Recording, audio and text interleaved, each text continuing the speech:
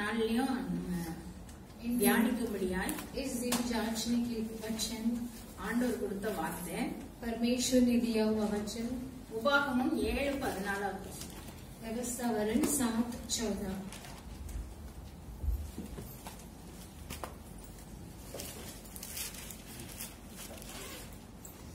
சகலவற்றை பார்க்கிலும் நீ ஆசீர்வதிக்கப்பட்டிருப்பாய். உங்களுக்குள்ளும் உங்கள் மிருக ஜீவன்களுக்குள்ளும் ஆணிலாகிலும் பெண்ணிலாகிலும் மலடி இருப்பது இல்லை. கர்த்தர் சகல நோய்களையும் உன்னை விட்டு விலக்குவார். உனக்கு தெரிந்திருக்கிற எகிப்தியரின் கொடிய ரோகங்களில் ஒன்றும் உன்மேல் வரப்பண்ணாமல் உன்னை பயக்கிற யாவர் மேலும் அவைகளை வரப்பண்ணுவார். போதும் பாருங்க, சகல ஜனங்களை பார்க்கிலும் நீ ஆசீர்வதிக்கப்பட்டிருப்பாய். सभी देशों में से तू आशीषदायक होगा. ஆண்டவர் இவ்வளவு அருமையான ஒரு ஆசீர்வாதத்தை தான் இன்னைக்கு நம்மளுக்கு தந்திருக்கிறார். देखिए, एक अच्छे आशीष को परमेश्वर ने हमें दिया है. இந்த ஆசீர்வாதம் யாருக்கு சொல்லப்பட்டிருக்கிறது? देखिए, इस आशीष वचन किसके लिए बताया गया है? இஸ்ரவேல் ஜனங்களுக்காக சொல்லப்பட்டது. इजरायली लोगों के लिए बताया गया है. அவங்க கிட்ட ஆண்டவர் சொல்றாரு, उनके पास परमेश्वर यो कहते हैं. முந்தின 2 வசனம் நம்ம வாசிச்சு பார்த்தோம்னா, पिछला 2 वचन को हम पढ़कर देखेंगे तो அந்த நியாயங்கள் எல்லாம் கைக்கொண்டு इस नियमों को सुनकर அவைகளின்படி செய்தா इन पर चलोगे அவர் என்ன செய்வாரா, நம்மள அந்த தேசத்துல அவங்க பெருக பண்ணி तो उस देश में हमें फलदायक बनाएंगे. அவங்க கற்பக்கண்ணி, उनकी बच्चों की संतान, நிலத்தின் கனிகள், जमीन की फल, திராட்சை ரசம், दाख मधु, ஆடு மாடு எல்லாத்தையும் ஆசீர்வதிப்பேன். भेड़ बकरियां सभी को आशीष करेंगे कर बताते हैं. எல்லா நோய் உணவுகளை விட்டு விலக்கி போடுவேன்னு சொல்றாரு. सभी बीमारियों तुमसे हटाऊंगा. அப்போ என்ன சொல்றாரு, நம்ம அந்த அவருடைய நியாயத்துக்கு கீழ்ப்படிஞ்சு நடந்தா இவ்வளவு தருவேன். क्या बताते कि उनकी नियमों की पालन करेंगे तो ये सभी आशीष हमारे ऊपर आएगी. இப்ப ஆசீர்வாதத்தை தருகிறவர் யார்? आशीष को कौन देता है? நம்மளுக்கு எல்லாருக்கும் தெரிஞ்ச வசனம் தான், கர்த்தரின் ஆசீர்வாதமே परमेश्वर की आशीष ही संतान उन्नति देगी. இஸ்ரவேலை ஆசீர்வதிப்பதே கர்த்தருக்கு. इजरायलों को आशीष करना ही परमेश्वर की प्रिय है. பாருங்க, 1 29:12 இருக்கு. पहला इतिहास 21:12 में लिखा है, ஐஸ்வர்யமும் கனமும் உம்மாலே வருகிறது. आदर और धन आप ही की ओर से आती है. அவருக்கு தேவரீர் எல்லாவற்றையும் ஆளுகிறவர், सभी को राज करने वाला. உம்முடைய கரத்திலே சத்துவமும் வல்லமையும் உண்டு. आपके हाथों में सभी कुछ कार्य है. எவரையும் மேன்மைப்படுத்தவும் பலப்படுத்தவும் உம்மாலே ஆகும். किसी को भी बल देना और उन्नति देना आपसे होगा.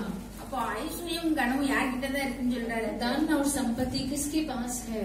ஆண்டவர்கிட்ட தான் இருக்கு. परमेश्वर के पास है. எவரையும் மேன்மைப்படுத்த பலப்படுத்த அவரால தான் ஆகும். किसी को भी बल और उन्नति देना उसी से ही होगा. அவர் கையில தான் சத்துவமும் வல்லமையும் இருக்கும். उनके हाथ में ही सामर्थ्य और धन है. அதோட இப்ப என்ன அடுத்தல பாருங்க, பிரசங்கி 5:19 இருக்கு. सभापदेश 5:19 में है, தேவன் ஐஸ்வர்யத்தையும் சம்பத்தையும் परमेश्वर धन और संपत्ति को எவனுக்கு கொடுத்திருக்கிறாரோ किसको दिया है அவன் அதிலே புசிக்கவும் वो उसे तृप्त होगा, தன் பங்கை பெறவும் अपना भाग को पाएगा தன் பிரயாசத்திலே மகிழ்ச்சியா இருக்கவும் அவனுக்கு அதிகாரம் அளிப்பது और अपने फलवत में अधिकार जताने के लिए தேவனுடைய அனுகிரகம். परमेश्वर की अनुग्रह है. ஐஸ்வர்யத்தையும் சம்பத்தையும் கொடுத்துட்டா காணாது, धन और संपत्ति केवल काफी नहीं है, அதுல அவன் புசிக்கணும், उसमें उसे भोजन करना है, அவனுடைய பங்கை பெற்றுக்கொள்ளணும், उसके भाग को पाना है அதுல மகிழ்ச்சியா இருக்க செய்யறது. और उसमें आनंद से भरे रहना है. இன்னும் ஆண்டவருடைய கிருபை தான். वही परमेश्वर की अनुग्रह ही है. இன்னும் ஆண்டவர் என்ன செய்யறாரு பாருங்க. आओ देखिए परमेश्वर क्या कर रहे हैं. எபேசியர் 1:3 போட்டிருக்கு. एफेसियों 1 और 3 में लिखा है, கிறிஸ்துவுக்குள் உன்னதங்களிலே मसीह के अंदर उन्नति में ஆவிக்குரிய சகல ஆசீர்வாதங்களினாலும் நம்மை ஆசீர்வதிக்கிறார். आत्मा के सभी आशीषों से हमें भरता है. இம்மைக்குரிய ஆசீர்வாதத்தையும் தருகிறாரு, केवल इस दुनिया की आशीष भी नहीं, ஆவிக்குரிய சகல ஆசீர்வாதத்தினால நம்மை ஆசீர்வதிக்கிறார். आत्मिक के सभी आशीषों से हमें आशीष करते हैं. மொத்தத்துல யாக்கோபு 1:17 சொல்லுது பாருங்க. याकूब 1:17 में देखिए, நன்மையான எந்த ஈவும் भलाई के सभी कार्य, பூரணமான எந்த வரமும் पूर्ण से भरे सभी वरदान வரத்திலிருந்து உண்டாகி ஜோதிகளின் பிதாவினிடத்திலிருந்து இறங்கி வருது. ऊपर बरकत ज्योति में परमेश्वर की ओर से आती है। எனக்கு கூட ஒரு அனுபவம் உண்டு பாருங்க. मेरे लिए भी एक अनुभव था। பாருங்க, ஒரு நாள் சொப்பனத்துல தான் एक दिन सपना में ही நான் நேரா நின்னுட்டு தான் இருக்கிறேன். मैं सीधी खड़ी हूँ। அப்போ என் பக்கத்துல ஒரு ஆள் என் கையை பிடிச்சிருக்காங்க. मेरे बगल में एक आदमी मेरे हाथ को पकड़ रखा है। பிடிச்சு மேல மேல தூக்கி கொஞ்சம் பறந்து போற மாதிரி இருக்கு. அது ரெக்கைலாம் இல்ல, ஆனா அப்படியே நிறைய மேலே போறேன். ऊपर ऊपर में उड़ती महसूस है, लेकिन मेरे पास पंख सब नहीं है। அப்படி மேல எங்கயோ மேலே போயாச்சு. कहाँ ऊपर तो हम चल पड़े। ஒரு இடத்துல போய் நிப்பாட்டியாச்சு. एक जगह पे ठहर गए। கூட்டு போன ஆளையும் நான் பாக்கல, அதுவும் தெரியல. मुझे जो लेकर गए थे आदमी, उनको भी मैंने नहीं देखा। அங்க போன இடத்துலயும் யாரும் எனக்கு தெரியல. जगह में हम ठहरे वहाँ भी मैं किसी को नहीं जानती थी। ஆனா ஒரு அதிகாரமா ஒரு சத்தம் இல்ல, लेकिन एक अधिकार से भरा हुआ एक आवाज, இவ்வளவு எதுக்கு இங்க கூட்டு வந்த, इसको यहाँ क्यों लेकर आए हो।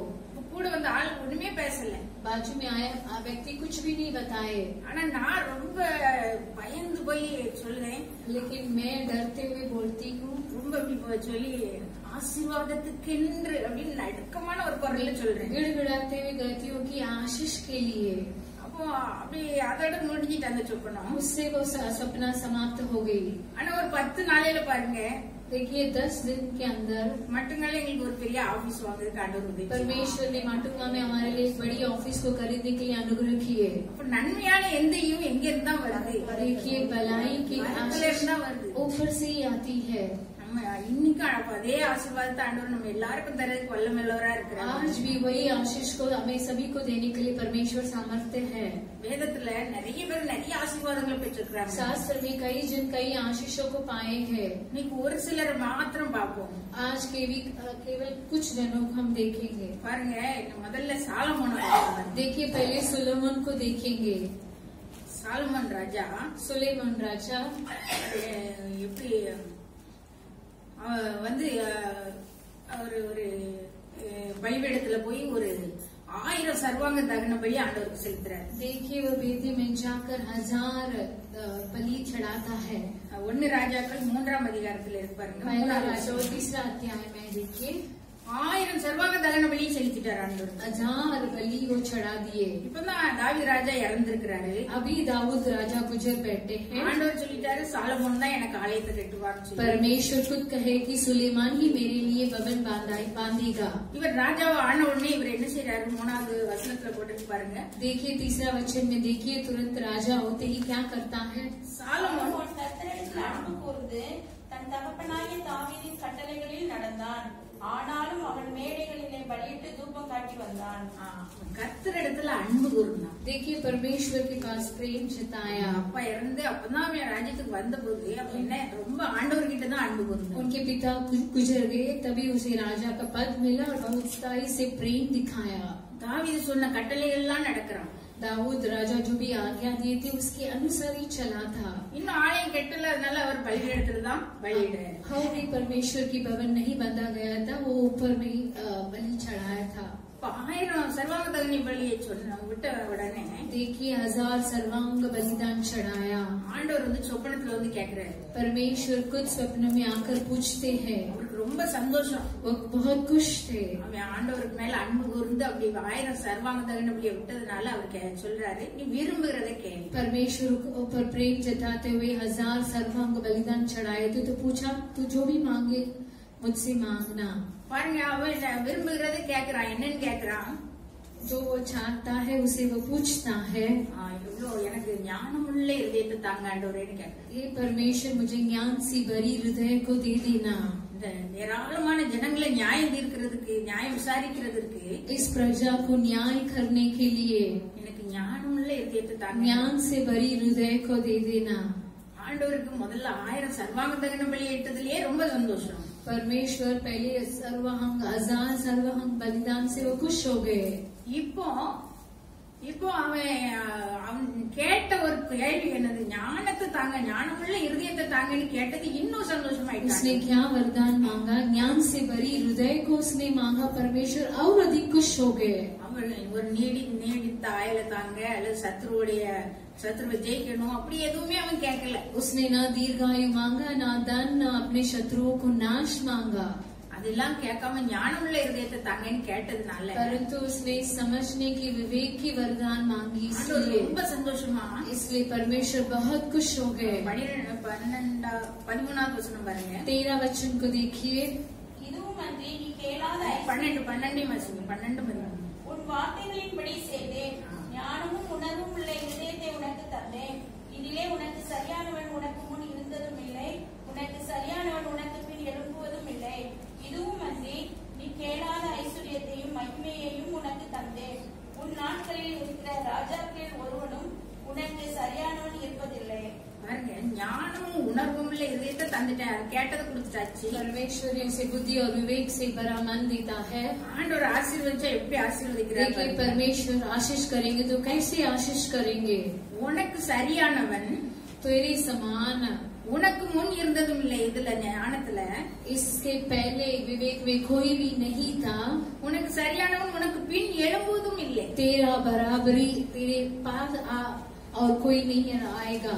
உலகம் முழுவதிலையும் पूरा संसार में ரொம்ப ஞானமுள்ள மனுஷன் யார் தான்? சாலமோன் தான் ஆசீர்வதிச்சாரு बहुत இல்லையா? बुद्धि से विवेक भरा हुआ सुलेमान को परमेश्वर ने आशीष किया। முன்னூட்டி பிறந்தவங்களே அவ்வளவு ஞானம் ஒண்ணும் கிடையாது. उससे आगे जो भी पैदा हुए थे वैसे भी उसमें भी कोई नहीं है। பின்னாடி வர்றவங்களுக்கு அவ்வளவு ஞானம் இல்லை. उनके पीछे की संतान में भी वैसा कोई भी नहीं है। இன்னும் ஒரு போனஸா ஒரு ஆசீர்வாதம், और एक बोनस में आशीष देते हैं, கேளாத ஒரு तो ஐஸ்வர்யத்தையும் न मांगा दान மகிமையும் உனக்கு தந்தேன். और महिमा को भी तुझे देता हूँ। அது எப்படி அப்படின்னா, देखिए वो कैसा है உன் நாட்கள்ல இருக்கிற ராஜாக்கள் யாருக்குமே அப்படிப்பட்ட ஐஸ்வர்யம் कि கிடையாது. तेरे जीवन भर कोई राजा तेरे तुल्य न होगा, அவ்வளவு மகிமை கிடையாது. उतनी महिमा नहीं है, உனக்கு தான் உண்டு. तुझे ही होगा। அப்ப அவர் அவரோட இருக்கிற நாள் வரைக்கும் அவர் தான் நம்பர் 1 உலகத்துல ஃபர்ஸ்ட் ஐஸ்வர்யவான். जितना दिन तक वो जिंदा था वो संसार में नंबर 1 था। அவர் தான் ஞானத்துல உள்ளவர்.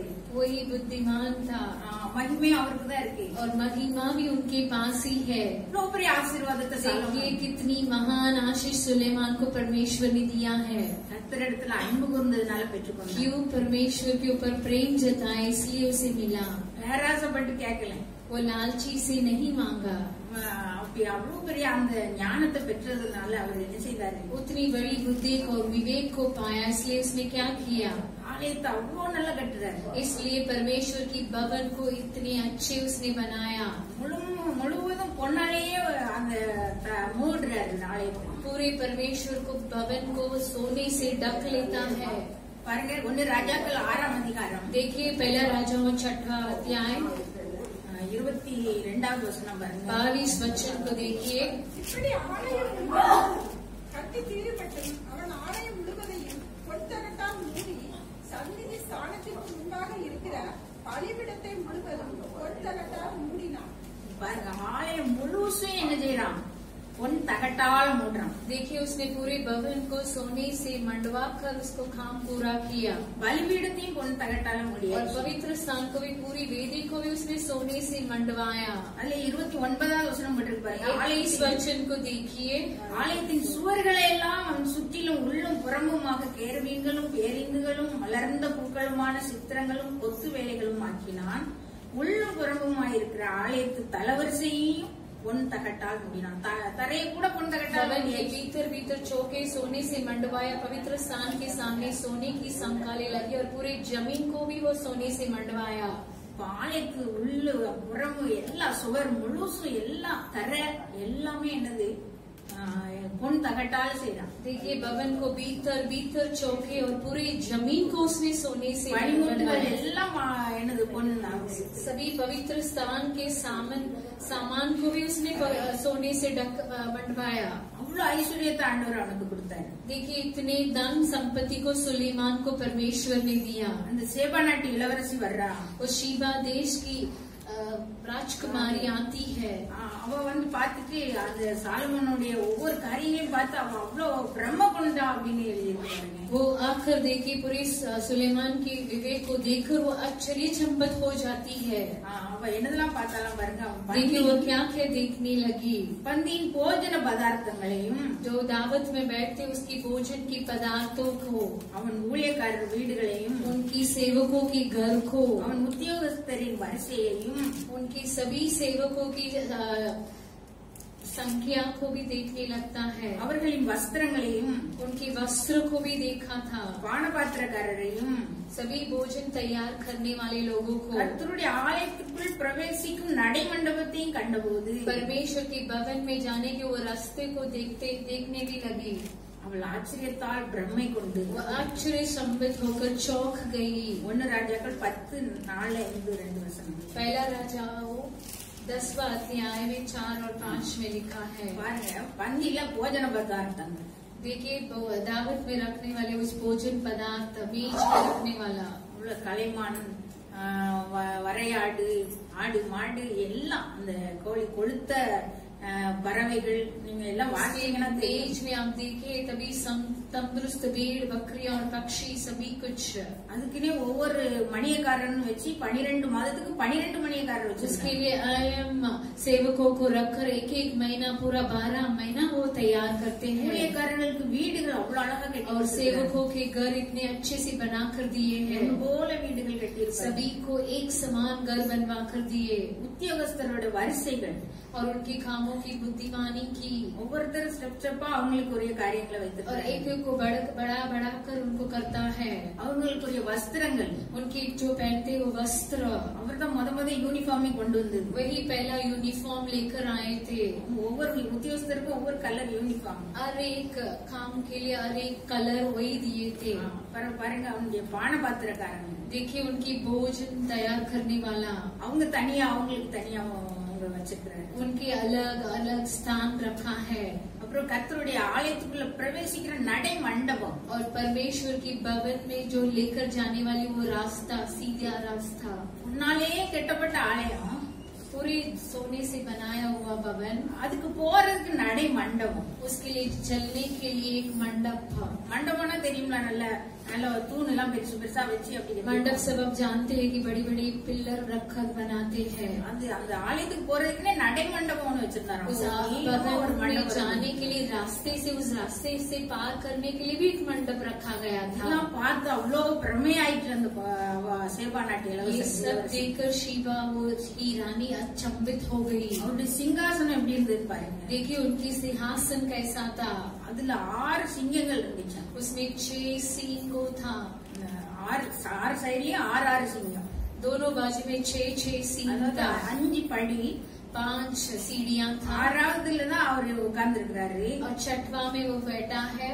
அவர் 2 கை சாய்மானங்கள் இருக்கு கையில। दोनों हाथ रखने के लिए जगह, அதுலதான் சிங்கம் இருக்குது। 6 அந்த ஒவ்வொரு ஸ்டெப்லயும் 6 और சிங்கம்। एक एक सीढ़ी में एक एक सींग है। 6 ரெண்டு सींग பக்கமும் அப்படி है। இருக்கு। दोनों बाजू में वैसा है। மொத்தம் 12 சிங்கங்கள்। पूरा मिलाकर 12 सिंग। அந்த சிங்காசனம் எப்படி தந்தத்தினாலேயே செய்திருக்கு। और सिंहासन हाथी के उस दांत से बना हुआ है। யானை தந்தத்தினால। हाथी के दांत से। அதுக்கப்புறம் அதுக்கு மேல பொன்னால மூடி வச்சு, और उसके ऊपर पूरा सोने से मंडवाया है। இவ்வளவு ஞானமா ஒவ்வொரு காரியத்தையும் அவர் செய்திருக்கிறாங்க। देखिए कितनी विवेक और बुद्धिमान से एक एक खाने को उसने कर रखा है। ஒரு 3000 பாட்டுகள் பாடினா, நீதிமொழிகள் சொன்னாராம்। 3000 नीति वचन को गाया है। 1500 பாடல்கள் எழுதியிருக்கிறார்। 1500 गीतों को उसने गाया है। ஞானம் கடற்கரை மணல மாதிரி மனோ விருத்தி ஆண்டவர் उसकी கொடுத்திருக்கிறார்। बुद्धि समुद्र के किनारे रेगिस्तान की समान परमेश्वर ने बढ़ाया है। அதோட விட்டாரு, ஆலயத்தை கட்டதோட அவர் அரண்மனையை கட்டி அவருக்கு விருப்பமானதெல்லாம் கட்டினாரு, எல்லாம் செய்தாரு। उससे भी नहीं छोड़ा, भवन बनाया और उसके अपने लिए एक बड़ा महल बनाया। அவருக்கு என்னதெல்லாம் ஆசைப்பட்டாரோ அவ்வளோ 1000 பெஞ்சாதி அவருக்கு என்னது 700 மனையாட்டிகளும் 300 மறுமனையாட்டிகளும் उनके लिए 1000 पत्नियां थी, 300 प्लस 700। இப்ப இவ்வளோ ஆசீர்வாதம் உலக பிரகாரமா எல்லாத்தையுமே ஆண்டவர் அவனுக்கு संसारिक प्रहार में परमेश्वर ने उन्हें बहुत आशीष दिए है। இன்னைக்கு வரைக்கும் அவர் தான் ஞானத்துல ஃபர்ஸ்ட்। आज तक इस पल तक वही बुद्धिमान राजा ठहरा है। இவ்வளோ பெரிய ஆசீர்வாதத்தை ஆண்டவர்கிட்ட இருந்து அவர் சுதந்திரத்துக்கு उतनी बड़ी महान आशीष को परमेश्वर से उसने स्वतंत्र किया है। இன்னைக்கு நம்மளையும் அப்படிதான் ஆசீர்வதிக்கிறார்। சகல ஜனங்களை பார்த்து நீ ஆசீர்வதிக்க। आज हमें भी परमेश्वर उसी आशीष के समान सभी प्रजाओं के साथ आशीष है। அவரு சலமன் மட்டும்தான் ஆசீர்வதிப்பாரா? क्या सुलेमान को सिर्फ केवल आशीष करेंगे क्या? நம்ம எல்லாரும் அது போல கேட்போம்। हम भी उनके समान मांगेंगे। அடுத்தல பாருங்க, இன்னொரு ஆள் देखिए और देखिए दूसरे व्यक्ति को, जक्कई को देखो। லூக்கா 19ஆம் அதிகாரத்துல இருப்பாரு. लूका 19 अध्याय में लिखा है, ஆண்டவர் எரிகோவுக்கு போறாரு. परमेश्वर एरिको में प्रवेश कर रहे हैं। அவர் நடந்து போகும்போது वो चलते समय ஆயக்காரருடைய தலைவனும் सरदार ஐஸ்வர்யவானுமாய் இருந்த धनवान ஒரு சகைங்கிற ஒரு மனுஷன் जक्कई नामक एक मनुष्य था। ஆயக்காரன்னு யாரு? அவர் என்ன செய்ய चुंगी மாட்டாரு? लेने वाला मतलब உயிர்த்தெழுதல நம்ப மாட்டார். वो पुनरुत्थान को भरोसा नहीं करते हैं। அவர் அப்படிப்பட்ட ஒரு மனுஷன் அந்த சகையு. वैसा एक मनुष्य था जक्कई। அவர் குள்ளனா இருந்ததுனால என்ன செய்தாரு? वो नाटा था, इसके लिए எல்லாருக்கும் தெரியும் அவர் மரத்து மேல காட்டத்தி மரத்து மேல ஏறி इसलिए वो एक गुलहर के पेड़ पर चढ़ गया। இப்ப அவரு ஆண்டவர் அதே வழியா வர்றாரு. परमेश्वर उसी रास्ते से गुजरते हैं। வந்த உடனே இவர் என்ன செய்தாரு? அவரு ஆண்டவர் எப்படிப்பட்டவரோன்னு பாக்கிறதுக்காக உட்கார்ந்து जक्कई क्यों उस पर बैठा था? परमेश्वर कैसा व्यक्ति है कर देखने के लिए बैठा था। அவருடைய உபதேசங்கள்லாம் ஒவ்வொருத்தரும் சொல்ல சொல்ல கேட்ட ஒரு மனசுல ரொம்ப ஆசை அவரை பாக்குறதுக்காக. कि उपदेश सब सुनकर एक एक व्यक्ति जो बताते हैं उससे वो उसमें देखने के लिए चाहत था। நல்ல பெரிய பணக்காரன் தான். एक बड़ी धनवान था। ஒரு ஆயக்காரருடைய தலைவர் பெரிய ஒரு பொறுப்புல இருக்கிறார். महायाजक के पद में एक सरदार है। ஆனா அதையெல்லாம் பொருட்படுத்தாம ஓடி போய் காட்டு வரத்தி மரத்து மேல உட்கார்ந்து उसे न फिक्र करते हुए गुलहर की जंगली पेड़ में जाकर चल बैठा। ஆண்டவர் வந்த உடனே சகைவே கீழே இறங்கி வா. परमेश्वर उस स्थल में आकर तुरंत कहा कि परमेश्वर नीचे उतर कर आ, இன்னைக்கு நம்ம வீட்டுலதான் தங்க போறோம், क्योंकि आज मुझे तेरे घर में रहना आवश्यक है। எல்லாரும் சொல்றாங்க இவர் பாவியான மனுஷன் வீட்டுக்கு தங்க போறாரு. सब लोग कुड़कुड़ाकर कहने लगे थे ये पापी मनुष्य के यहाँ जा उतरा है। ஆனா ஆண்டவர் அவர் வீட்டுக்குள்ள வந்த உடனே परमेश्वर उनके घर पे जक्कई के घर पर आते ही சகை சொல்லுதாரு, जक्कई के पास कहता है, ஆஸ்தியில பாதியை நான் ஏழைக்கு கொடுத்துறேன். जक्कई तुरंत करने लगा कि आधी संपत्ति कंगालों को देता हूँ।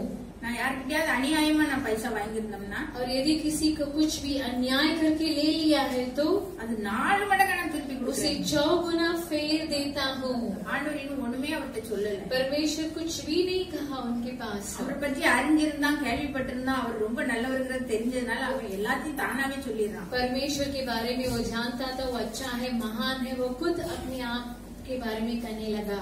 ஆண்டவர் என்ன சொல்றாரு அவன்கிட்ட? देखिए परमेश्वर ने उससे क्या कहा, இன்றைக்கு இந்த வீட்டுக்கு ரட்சிப்பு வந்து आज इस घर में उद्धार आया है, இவனும் ஆபிரகாமின் குமாரனா இருக்கிறானே. इसलिए कि यह भी अब्राहम का एक पुत्र है। இப்ப பாருங்க, அவருக்கு ஒரே நாளில ரட்சிப்பும் கிடைச்சிருக்கு, देखिए एक ही दिन में उसे उद्धार भी मिला ஆபிரகாமுடைய ஆசீர்வாதமும் கூறாங்க. और अब्राहम की आशीष भी मिला। யார் வாயில இருந்து? இயேசுவான ஒரு வாயில இருந்தே கிடைச்சிருக்கு. किसके मुंह से निकला? यीशु मसीह के मुंह से निकला। இப்ப எவ்வளவு பெரிய பாக்கியம் பாருங்க. देखिए कितना भाग्य है। அப்போ அவர் பெரிய ஆபிரகாமுக்குரிய ஆசீர்வாதம் ஃபுல்லா அவர் பெற்றிருப்பாரு இல்லையா? अब्राहम की पूरी आशीष वो भी पा लिया है। அவர் அந்த இடத்திலேயே மனம் திரும்பி ரட்சிக்கப்பட்டதுனால, அவர் பாவத்தை எல்லாம் அவர் பரிகாரம் பண்ணினதுனால उसी जगह पे वो अपने आप को कबूल किया, इसलिए वो आशीष पाया। ஆண்டவர் அப்படி செய்தார். इसलिए परमेश्वर ने वैसा किया। இன்னும் ஒருத்தரை மட்டும் பார்ப்போம். और एक व्यक्ति को हम देखेंगे। பாருங்க, ஆண்டவர் பக்கத்துல 2 கல்லர்கள் देखिए அறையப்பட்டிருக்காங்க. परमेश्वर की दोनों बाजू में 2 चोर लोग थे। 2 கல்லர் அறையப்பட்டிருந்தாங்க. दोनों चोर को क्रूस पे मारा गया था। ஆண்டவருக்கு ஒரு கல்லை சொல்றான் ஆண்டவர் பார்த்து. एक चोर परमेश्वर से बताता है, பாருங்க லூக்கா 23ஆம் அதிகாரம் 43வது வசனம். இயேசு அவனை நோக்கி, இன்றைக்கு நீ என்னோட கூட பரதேசியில் இருப்பாய் என்று மெய்யாகவே உனக்கு சொல்லுகிறேன் என்றார். பாருங்க, அது யார பத்தி சொல்றாரு? கல்லனை பத்தி இல்லையா? ஒரு கல்லனை பத்தி. किसके बारे में बताता है? एक चोर को देखकर बताता है। 2 கல்லர் 2 பக்கமும் அறையப்பட்டிருக்காங்க. दोनों चोर 2 बाजू में क्रूस पे चढ़ाया गया है। அதுல ஒருத்தன் சொல்றான், देखिए एक कहता है, நீ கிறிஸ்துவானா உன்னையும் ரட்சிச்சுக்கோ, எங்களையும் சேர்த்து ரட்சி அப்படின்னு यदि சொல்லி. तू मसीह है तो अपने आप को भी उद्धार कर और हमें भी उद्धार कर। அப்போ இன்னொருத்தன் அவன் சொல்றான், दूसरा क्या कहता है, நீ இவ்ளோ ஆக்கினைக்கு உட்பட்டு இருந்தாலும் इतने दंड का योग्य है तू நீ தேவனுக்கு பயப்படுறது இல்லையா? तू परमेश्वर से नहीं डरता है क्या? நாம நியாயப்படி தண்டிக்கப்பட்டிருக்கிறோம், हम न्याय के अनुसार दंड पाए हैं, ஆனா இவர் தகாதது ஒன்றையுமே நடப்பிக்கலையே लेकिन ये तो कुछ भी नहीं किया। அப்படின்னு சொல்லிட்டு ஆண்டவரை பத்தி என்ன சொல்றான்? तब उसने परमेश्वर को देखकर क्या कहा, ஆண்டவரேன்னு கூப்பிடுறான். ए यीशु, ए परमेश्वर, ஆண்டவரேன்னு கூப்பிட்டு உன்னுடைய ராஜ்யத்துல நீ வரும்போது என்னையும் நீர் என்ன செய்யும்? நினைத்தரணும், அடியேன்னு நினைத்தரணும். तब तू अपने राज्य में आया तो मेरी स्तुति लेना। உடனே ஆண்டவர் என்ன சொல்லிட்டாரு, நீ இன்றைக்கு என் கூட பரதேசில் இருப்பாய். तुरंत परमेश्वर ने उसे कहा, मैं तुझसे सच कहता हूँ कि आज ही तू मेरे साथ स्वर्ग लोक में होगा। பாருங்க, இவனே போல ரெண்டு கள்ளர் அவங்களுக்கு மத்தியில ஆண்டவரை அவங்கள விட மோசமா அடிச்சு பரிகாசம் பண்ணி அவரை அடிச்சு அறையப்பட்டிருக்கிறாரு. देखिए, दो चोर के बीच में परमेश्वर को मारे पीटे और बहुत दंड दिए थे। அப்படி இருந்து இந்த கல்ல ஆண்டவர் மேல அவ்வளவு நம்பிக்கை ஒரு சிறு பிள்ளை போல வைத்திருக்கிறாங்க. देखिए, उस स्थिति में भी दूसरा चोर परमेश्वर के ऊपर कितना प्रेम और विश्वास रखा है। நல்ல ஒரு ஊழியக்காரங்க இருக்காங்க, அவங்களுக்கு திடீர்னு சோம்லாம வந்துட்டு. देखिए, अच्छे परमेश्वर की सेवक है, उनको कुछ कमियां और बीमार आता तो நம்ம எல்லாரும் என்ன சொல்லிடுவோம், देखिए பாவம் பண்ணிருப்பாங்க. देखिए हम सब क्या कहते हैं, वो कुछ पाप किया रहेगा, அதான் ஆண்டவர் அப்படி கொடுத்துட்டாரு தண்டனை. इसलिए परमेश्वर ने उसे ऐसा दंड दिया है। அப்படி எல்லாம் பேசுற கூட்டம் நம்ம எல்லாரும் இல்லையா? हम सब वैसे बातें करने वाला झुंड है। இந்த கல்ல அவனே போல அந்த கல்லனே போல ஆண்டவர் அறியப்பட்டிருக்கிறார். देखिए, इस चोर के समान ही परमेश्वर में भी क्रूस में चढ़ाया गया है। வெறும் அவரை நம்பி அவரை ஆண்டவரேன்னு கூப்பிடுறான். फिर भी उसने परमेश्वर के ऊपर भरोसा रखकर एक प्रभु कर कर पुकार रहा है। அவன்கிட்ட இருந்த அந்த அளவில்லாத ஒரு விசுவாசத்தை பார்த்துதான் ஆண்டவர். देखिए, उसके अंदर बहुताई के विश्वास को परमेश्वर ने देखा। இன்னைக்கு நீ என்ன என் கூட என்ன செய்வ, பரதீசில இருப்பான்னு சொல்லி. आज तो मेरे साथ स्वर्ग लोक में होगा कर कर परमेश्वर कहते हैं। ஆண்டவர் சிலுவையில அறையப்பட்ட பிறகு परमेश्वर क्रूस पे चढ़ाए गए के बाद பரதீசுக்கு போனது முதல் ஆள் யாரு தான்? அந்த கல்லன். परदेश में पहला व्यक्ति कौन था? यही चोर है। அவனுக்கு அவ்வளவு பெரிய ஆசீர்வாதம். देखिए, उसके इतनी बड़ी आशीष, பரதீசுக்கு போயிட்டான் அவன். और स्वर्ग लोक में पहला ही चला गया। பாருங்க, देखिए, ஆண்டவர் இன்னைக்கு நம்மள ஆசீர்வதிக்கிற தேவனா இருக்கு. आज भी परमेश्वर हमें आशीष देने वाले हैं। நம்ம ஆண்டவருக்கு பிரியமா ஜெபிக்கும் பொழுது, यदि हम परमेश्वर को प्रिय जिएंगे तो, அவர்கிட்ட அன்பு கூர்ந்து அவருடைய கட்டளைக்கு கீழ்ப்படிந்து நடக்கும் பொழுது, उनके ऊपर प्रेम रखकर उनकी आज्ञा के अनुसार चलेंगे तो சாலமோனை போல நம்மள என்ன செய்யறோம், सुलेमान के समान हम भी ஆசீர்வாதத்தை பெறுவோம். आशीष को जरूर पाएंगे। அதே போல சகைவு பாருங்க, दूसरा जक्कई को देखिए, அவரும் என்ன செய்யறாரு, ஃபர்ஸ்ட் ரட்சிக்கப்படுறாரு. அவர் ஆண்டவரே வந்து அவரை ரட்சிக்கிறாரு. पहले वो उद्धार पाते हैं, परमेश्वर खुद ही उन्हें उद्धार करते हैं। அவர் அபிரகாமுடைய ஆசீர்வாதம்னு சொல்லி ஆசீர்வாதத்தை பெற்றுக்கிறாரு. और वो अब्राहम की आशीष भी पा लेता है।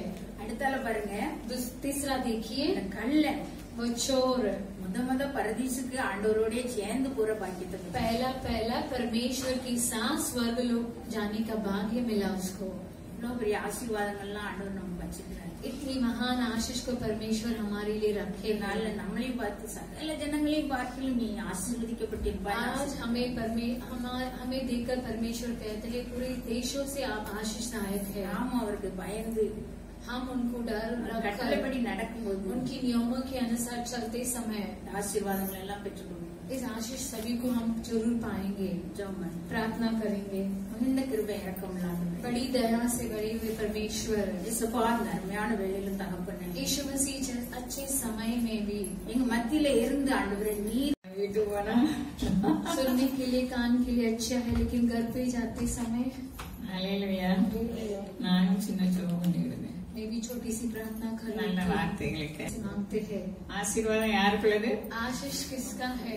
நமக்குள்ளது. हमारा है। என்னென்னலாம் ஆசீர்வாதம் வேணும்? क्या क्या आशीष चाहिए? நம்ம பரலோகத்தை பற்றி யாராவது நினைக்கிறோமா? हम स्वर्ग राज के बारे में कोई सोचते हैं क्या? இன்னைக்கு இருப்போம், நாளைக்கு சாவோம். आज रहेंगे, कल मर जाएंगे। நம்ம யாரு பார்த்தா? हम कौन देखा वो सब? ஏன் இது நிக்கலாமா? இப்பதான் இருப்போம். சரி, அங்க போட்டு அல்லேலூயா. எல்லாருக்கும் கேக்குதா? सभी को सुनाई दे रहा है। அப்போ நம்முடைய பிறப்பு உரிமையே ஆனா உலகத்துக்கு தெரியாது. हमारे जन्म की हक क्या है कर सभी எல்லாரும் नहीं ஆசீர்வாதத்தை जानते। போய் தேடி सभी आशीष को ढूंढ कर, அதிகாரத்துல இருக்கவங்க எல்லாம் ஆசீர்வாதம்னா பணம் தான் நினைச்சு पूरा तेरी जो भी अधिकार में है वो सोचते है कि धन ही अधिकार है, आशीष है। देखिए आज क्या क्या आशीषों को हमने देखा। आशीर्वाद संसारिक आशीष, ரெண்டாவது ஆவிக்குரிய आत्मिक ஆசீர்வாதத்தையும் பார்த்தோம். आत्मिक आशीषें और महान आशीषों को भी हमने देखा है। சிலுவையில உபத்திரப்பட்டாலும் वो तीसरा वो क्रूस में मारा गया அந்த तो भी கடனுக்கு உணர்வு இருந்தது. एक चोर को महसूस भरा हुआ हृदय था। இன்னைக்கு எனக்கும் உங்களுக்கு உணர்வு இருக்குதா? आज मेरे लिए और आपके लिए महसूस भरा हुआ हृदय है क्या? மோசே சொல்றாங்க मूसा कहता है உபாகமோன்னு நினைக்கிறேன். व्यवस्थावरण உபாகமம் व्यवस्थावरण அதுல சொன்னாங்க உங்களுக்கு ஆண்டவர் உணர்வையும் तुम्हें परमेश्वर महसूस सुनने वाला कान பார்க்கிற கண்ணையும் கொடுக்கல. देखने वाली आंखों को नहीं दिया है। உபாகமம் 29 நினைக்கிறேன். व्यवस्थावरण 19 எத்தனை வாசிக்கலாம்? ஜெகப்படத்துல பிள்ளைகள் சொல்லியிருக்கேன். मैं प्रार्थना की मंडली हूँ। बच्चों को 20 வரணும். कौन देना चाहिए? அப்பயும் ஆண்டவர் குற்றம் பிடிக்கிறார். क्यों परमेश्वर दोषी ठहरते இஸ்ரவேல் हैं? ஜனங்களை பார்த்து इजरायलियों को देखकर மோசே சொல்றாங்க मूसा कहता है ஏன்னா எப்ப பார்த்தாலும் அவங்க அற்புதங்கள் எல்லாம் கண்டாங்க, वो पूरे अद्भुत कार्य को देखने लगे, அதிசயங்களாம் கண்டாங்க. चमत्कार को देखने लगे। உங்களுக்கு நான் என்ன தருவேன்னு சொன்னாரு? परमेश्वर उन्हें क्या वचन दिए थे? யார் சொன்னா? பாந்தேனும் ஓடுகிற வெறும் ஜனம் இல்ல, அது केवल कानान नहीं, பாந்தேனும் ஓடுகிற मद बहने वाली कानान देश। உபாகமம் 6 இடத்துல இன்னும் சில நிமிஷம் தான். व्यवस्थावरण 6 अध्याय में लिखा है। சொல்லாரு இஸ்ரவேலே 3 वचन में लिखा है நீ நன்றாய் இருப்பதற்கும் इजराइल तू अच्छा रहने के लिए பிதாக்களின் தேவனாய் கர்த்தர் உனக்கு சொன்னபடி तेरे पिता पूर्वों की परमेश्वर तुझे आज्ञा दिया उसके समान பாலும் தேனும் ஓடுகிற தேசத்தில் दूध और मद बहने वाली நீ देश மிகவும் விருத்தி அடைவதற்கும் तू बढ़ोतरी पाने के लिए அல்லேலூயா அல்லேலூயா. இப்படிப்பட்ட ஆசீர்வாதத்தை கிடைக்கிறதுக்கு என்ன செய்யணுமா? ऐसी महान आशीष को पाने के लिए क्या करना है? ஆண்டவர் சொன்ன வார்த்தைக்கெல்லாம் என்ன செய்யணும்? परमेश्वर के जो दिया वचन को आज्ञा पालन करना யாரெல்லாம் है। கீழ்ப்படிவோம்? कौन कौन आज्ञा पालन करता है? அவங்க தானே தெரியும். கீழ்ப்படுகிறதே கிடையாது. हम तो आज्ञा पालन करते ही नहीं है। கீழ்ப்படுதல் இருந்தா ஒருமைப்பாடு இருக்கும். यदि आज्ञा पालन है तो एकता रहेगी। நம்ம சொந்த வீட்டுல ஒருமைப்பாடு இருக்குதா? हमारे खुद के घर में एकता है क्या? அல்லேலூயா. அல்லேலூயா. ஆண்டவர் சொன்னாங்க परमेश्वर योग कहता है तुझे अच्छा रहना, तेरा भला होना है तो உன் பிதாக்களின் தேவனாய் கர்த்தர் உனக்கு சொன்னபடி तेरे पितरों के परमेश्वर यहोवा के நம்ம वचन के अनुसार நம்ம எல்லாருக்கும் ஆசீர்வாதம் वह வச்சிருக்காங்க. न बदलता परमेश्वर सभी के लिए आशीष रखा है। वह हमारे पास ही है। சாலமன் மேல ரொம்ப அன்பா இருந்தாராம். सुलेमान के ऊपर बहुत प्रेम रखा था। 2 சாமுவேல் दूसरा सामुएल இப்படி அன்பா இருக்கிறாங்க. देखिए कितना प्रेम जताते। 12:24 சொல்லுது 12:24 कहता है அவள் ஒரு குமாரனை பெற்றாள், அவனுக்கு वे சாலமோன் एक பெயரிட்டார். पुत्र जनी और उनके लिए सुलेमान रखे। அவனிடத்தில் கர்த்தர் என்ன இருந்தாரா? அன்பா இருந்தார். उनके ऊपर परमेश्वर प्रेम रखा है। ஆண்டவரே அவர் மேல அன்பா இருக்கார். यहोवा ही उसके ऊपर प्रिय हुआ। நம்மளெல்லாம் எப்பவுமே தெரிந்தெடுத்தாரு. देख मां के गर्भ में நோ टाइम करना உலக தோற்றத்துக்கு முன்னே परमेश्वर हमें कभी ढूंढ कर रखे हैं। அப்படி எப்படி அன்பா இருக்காரு நம்ம மேல? देखिए कितना प्रिय रखे हैं हमारे ऊपर। அது நமக்கு உணர்வது இல்ல. वह हमें उसकी महसूस ही नहीं करते हैं। நான் அவருடைய அன்பை நான் யோசித்து பார்த்தேன்னா எனக்கு ரொம்ப அழுகு வரும். यदि मैं उनके प्रेम को सोचती हूँ तो मुझे बहुत आंसू आती है। நமக்கு கீழ்ப்படுதல் கிடையாது, हमारे लिए आज्ञा पालन नहीं है, உணர்வு கிடையாது, महसूस नहीं है। அவருடைய அற்புதத்தை பார்க்க கண்ணும் காணாது. उनकी अद्भुत को देखने के लिए आंखें भी नहीं है, அதனால அவர் நம்மளை பார்த்துட்டே இருக்காரு. फिर भी वो हमारे ऊपर नजर रखते हैं। அவருடைய देखिए அன்பு அறிவு कटाத अன்பு. देखिए उनकी प्रेम कितनी महान है। இப்ப நான் வேற ஒண்ணும் சொல்ல போறேன். और मैं कुछ नहीं कहने वाली हूँ। இதுவரை நடந்தது போதும். अब तक जो भी हुआ काफी நம்ம है। ஆராய்ந்து ஆய்ந்து பார்க்கணும். और हम जांचेंगे நம்மளுக்கு ஃபேட் அதிகமாயிட்டுனா हमारे अंदर चर्बी ज्यादा हो நம்ம जाएगी तो எப்படி இருக்கோம்? देखिए हम कैसे எப்படின்னா रहेंगे. இப்ப யாரையும் விசாரிக்கிறது கிடையாது. किसी भी पूछताछ नहीं करेंगे. மரணம் நமக்கு அருமையா இருக்கணும். हमारी मृत्यु अच्छी होनी நம்மளுக்கு चाहिए. மரணம் இல்லைன்னு வேதம் சொல்லுது. हमारे लिए मृत्यु नहीं है कर पवित्र शास्त्र कहती है. किसके लिए? அல்லேலூயா. किसके लिए? அவருடைய ஜீவன் யாருக்குள்ளெல்லாம் பெருகுதோ அவங்களுக்கு மரணம் கிடையாது, ரெண்டாவது மரணம். जिसके अंदर उनकी जीवन बढ़ती है उन्हें लिए दूसरा मरण नहीं है. வேதத்துல சொல்லியிருக்கு ரெண்டாவது மரணம் இல்லைன்னு. ஆனா ஒன்னாவது மரணம் உள்ளவங்களும் அங்க செத்து போகலாங்க இருக்காங்க. पवित्र शास्त्र में लिखा है कि दूसरा मरण नहीं है, அப்ப लेकिन எந்த लिखा है மரணத்தை कि குறிக்குது? पहले मृत्यु में वहाँ जीवित है. பைபிள் போய் சொல்லுமா? पवित्र शास्त्र झूठ कहती है कि ஆத்ம மரணம் அவங்களுக்கு आत्मा की मरण. அல்லேலூயா. அல்லேலூயா. இன்னைக்கு நம்ம அதற்கு அக்கறை உள்ளவர்களாக आज हमें उस पर जांचना है. சகோதரி சொன்ன மாதிரி கடைசி நாட்கள்ல पर बहन जैसा कहने लगी कि अंतिम दिनों அந்த में வலது பக்கத்து கள்ளன் ஆத்மாவை காப்பாத்திட்டான். जो दूसरा चोर था वो अपने आत्मा प्राण को बचा लिया. அந்த லெப்ட் இடது கையில இருக்கிற கள்ளனை பாருங்க. जो बाएं हाथ के ओर से चोर था उसको देखिए, உபாதையில தான் இருக்கான். वो पूरा दुख में ही था. அவன் என்ன சொல்லுவான்? देखिए वो क्या कहने लगा, எங்களையும் நீ என்ன செய்ய हमें और खुद को भी उद्धार करना. அப்படிதானே சொன்னான். वैसा ही करने लगा ना. 23 लूका 21 எடுத்தும் அசிங்க அந்த கல்லைங்க இடது பக்கத்து கல்லைங்க என்ன சொன்னோம்? அன்றியும் சிலுவையில் அறையப்பட்டிருந்த குற்றவாளிகளில் வசனம் ஒருவர், சொல்லுமா? 23:39 நீ கிறிஸ்துவானால் உன்னையும் எங்களையும் ரட்சித்துக்கொள் என்று அவரை இகழ்ந்தான். அல்லேலூயா. हालेलुया. இதே மாதிரிதான் அவன் கல்ல எப்படி இருக்கான்னு நம்ம நினைச்சிட்டு இருக்கோம். நம்ம எப்படி இருக்கோம்? हम सोचते हैं कि वो रहनेबाजी, ஒவ்வொருத்தருக்கு மேல ஒவ்வொருத்தரும் दुख के ऊपर दुख, வீட்டுல இருக்கும் போது ஒவ்வொருத்தரும் घर में टहलते समय दुख, நல்ல காரியத்துல ஒவ்வொருத்தரும் कई कार्य में उपद्रव, அதெல்லாம் மறந்து போயிடும். वो सब भूल जाते हैं. அப்புறம் எப்படி ஆயிரும்? देखिए फिर क्या हो जाता है, ये इस चोर के समान बदल जाते हैं. சங்கடம் வந்ததுன்னா हमारे और समस्या आएगी तो ஏசாயா சொல்றாரு, ऐसा या भविष्यवाणी करता है, சிறப்பா பேசுன்னு நினைக்காதுங்க, நான் சிறுமையும் எளிமையானவர், मैं तो दीन और नम्र நான் हूँ, கர்த்தர் என் நினைவா இருக்கிறது लेकिन நான் பார்க்கிறேன். परमेश्वर मेरे याद में है कर मैं देखने நம்ம लगी. ஆத்தும அறிவில் நம்ம இருக்கக்கூடாது. हमारे अंदर आत्मा की ज्ञान होने चाहिए. துரிதமானவன் தப்பி நடக்கிறான். जिसके पैर सीधा नहीं है वो सीधा அல்லேலூயா. नहीं चलता है. நம்ம அன்பில மாயமற்ற அன்பா இருக்கணும்னு, बिन कलन के प्रेम में होना चाहिए. அன்பில பரிசுத்தம் உள்ளவர்களா இருக்கணும். प्रेम में पवित्र होना चाहिए. எப்ப தெரிந்து கொண்டார்? कैसा चुन लिए, कभी चुन लिए परमेश्वर, உலகம் தோற்றத்துக்கு முன்னாலே தெரியும். संसार उत्पन्न होने से पहले இந்த ही அன்பா இருக்குமா? परमेश्वर. இந்த அன்பா இருக்குமா?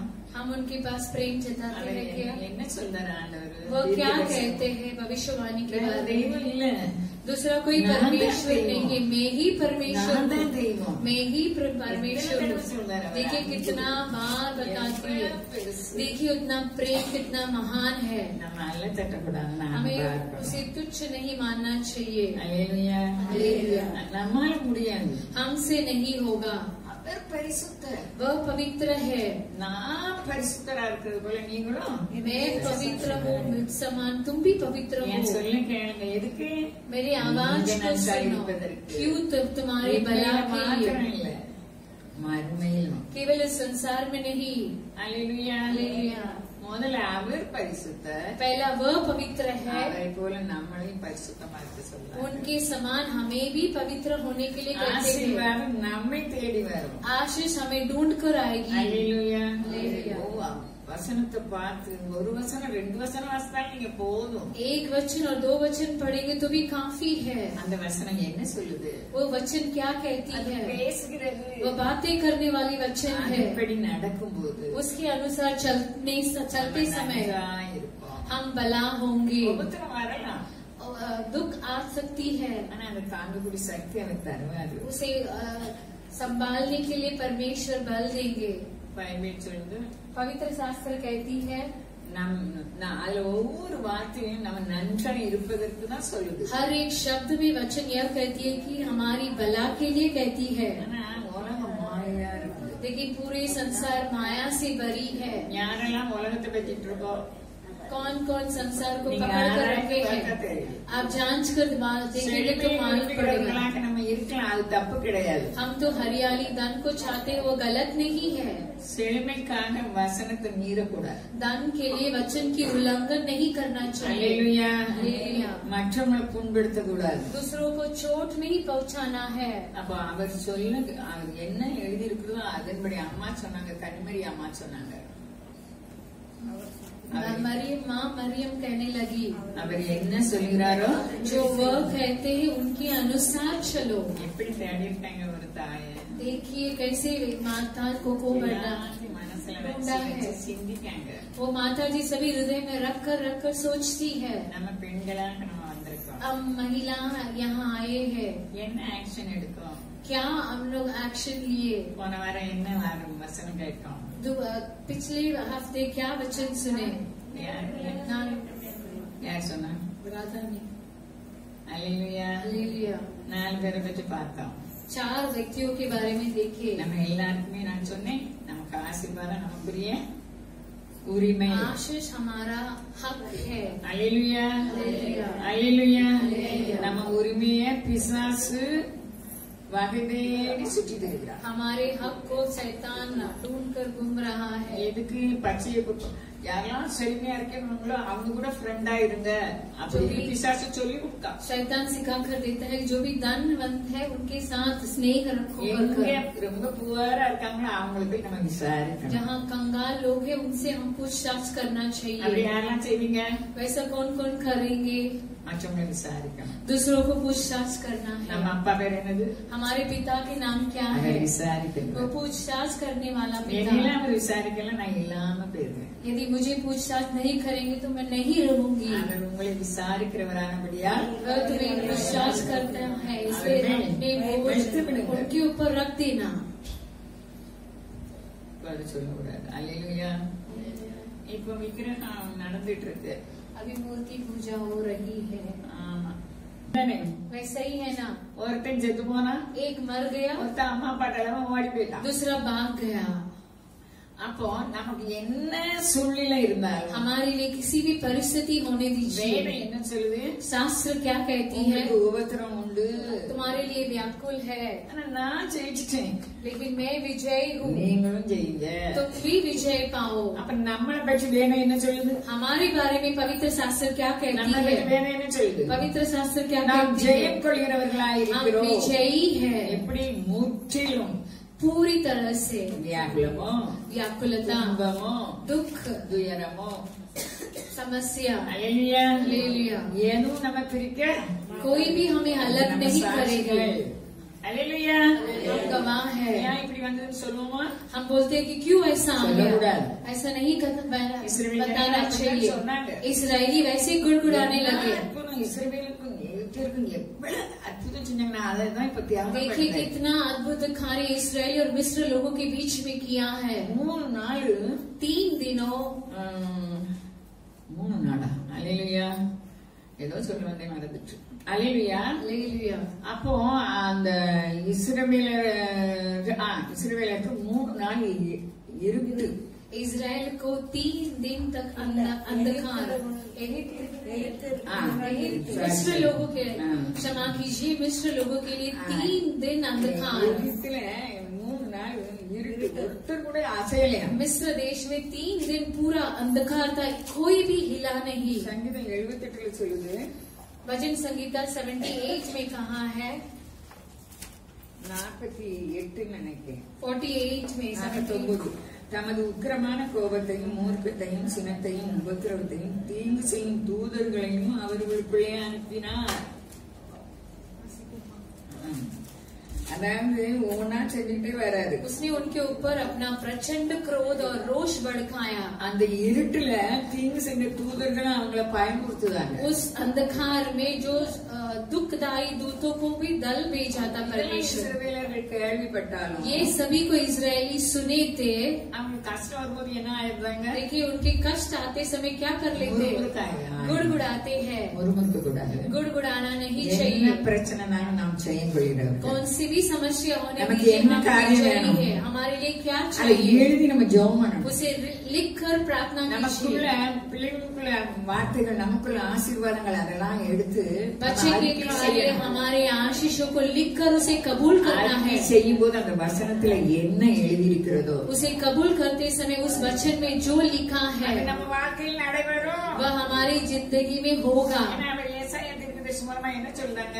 ऐसाया भविष्यद्वक्ता के द्वारा क्या बताते हैं? அந்த இந்த மாரியும் மழையும் வானத்திலிருந்து வந்து மழையை கிளம்ப செய்து மனப்பாடம் ரொம்ப நாள் ஆயிடுச்சு. மாரியும் உறைந்த மழையும் வானத்திலிருந்து இறங்கி அவ்விடத்தில் 55:10 வாரியும் உறைந்த மழையும் வானத்திலிருந்து இறங்கி அவ்விடத்துக்கு திரும்பாமல் பூமியை நனைத்து அதை முளைப்பிடத்தி விளைபொழி செய்து விதைக்கிறவனுக்கு விதையையும் புசிக்கிறவனுக்கு ஆகாரத்தை கொடுத்தது எப்படியும் அப்படியே என் வாயிலிருந்து புறப்படுகிற जिस प्रकार से वर्षा और हिम आकाश से गिरते हैं, நோயா பேயா அப்ப வசனத்தை எடுக்கணும். उपज उपजों के जिससे बोझने वाले को बीज और रखने वाले को हमारे रोटी काढ़ना, मिलती है, हमारे काढ़ना, लिए कर्जा आपको है, वचनத்தை எடுக்கணும். उसके लिए उसकी वचन लेना பிள்ளைகளுக்கு है। திருமணமா हमारे बच्चे की அதுக்குள்ள வசனத்தை शादी, எடுக்கணும். उसके लिए उसकी वचन लेना है। அல்லேலூயா. हालेलुया। தன்மை இப்ப நல்லதுன்னு சொல்லிட்டாரு. परमेश्वर ने कहा நமக்கு कि எப்படி மறுமணம் வேணும்? अकेलेपन अच्छा नहीं है। இப்ப வாழ்க்கை பிள்ளைகள் இல்லல.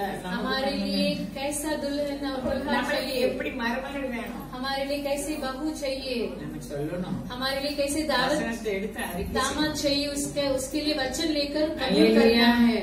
அல்லேலூயா. हालेलुया। நம்ம எப்படிப்பட்டவங்களா இருக்கணும்? பரலோகவாசிகள். हम तो स्वर्गवासी हैं, நம்ம பரதேசம் போறவங்க. हम परदेश जाने वाले அப்ப हैं। நம்ம லக்கை நோக்கி தொடரணும்னா हमारे रास्ते में चलते அவர் समय பரிசுத்த, वह पवित्र रहता அவர் है। என்ன சொல்லியிருக்காரோ அதன்படி நடக்கணும். वो जो कहता है उसके अनुसार चलना है। நம்ம வாய் ரொம்ப பேசக்கூடாது. हमारी जबान ज्यादा बोलना चलना नहीं தாராளமா चाहिए, கொடுக்கணும். उदारता से देना चाहिए। அல்லேலூயா. அல்லேலூயா. அவர் பிரியப்படுவார்.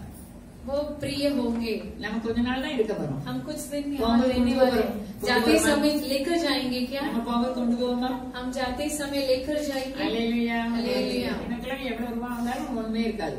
मेरे लिए कितना भी पैसा आने அது दीजिए, நான் मेरे पास கவலைப்பட कुछ नहीं போறதில்லை. है, इसलिए मैं चिंता எனக்கு नहीं தேவையோ करती। ரொம்ப.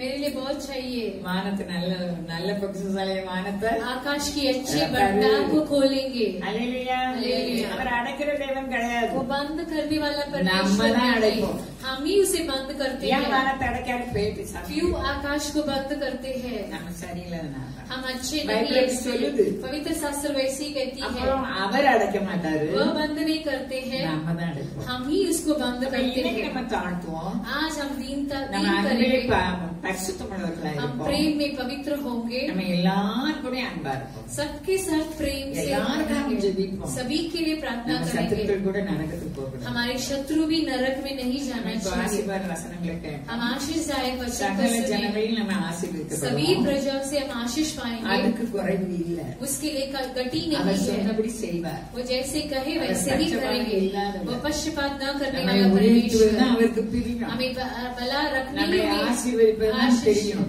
हमें आशीष நம்ம करना ही उनका கண்ணீரை प्रिय है। துடைப்பதுதான் அவருக்கு பிரியம். हमारे आशीषों को पोंछने ஆனா ही उनका ஒன்னே प्रिय है। ஒன்று கூடாது. लेकिन एक है, एक बात है, हमें அந்த गुड़गुड़ाना கண்ணீரை नहीं चाहिए। மத்தியில நம்ம நன்றி சொல்லணும். उस आंसू के बीच में उसे धन्यवाद चढ़ाना है। அடுத்தவர்களுக்கு பயப்படத்தக்கவர். उनकी क्रिया से डर रखना பேசுவார். है, वो बातें करेंगे। அப்படிப்பட்ட விசுவாசத்தை தேவன் वैसे विश्वास को परमेश्वर हमें दे।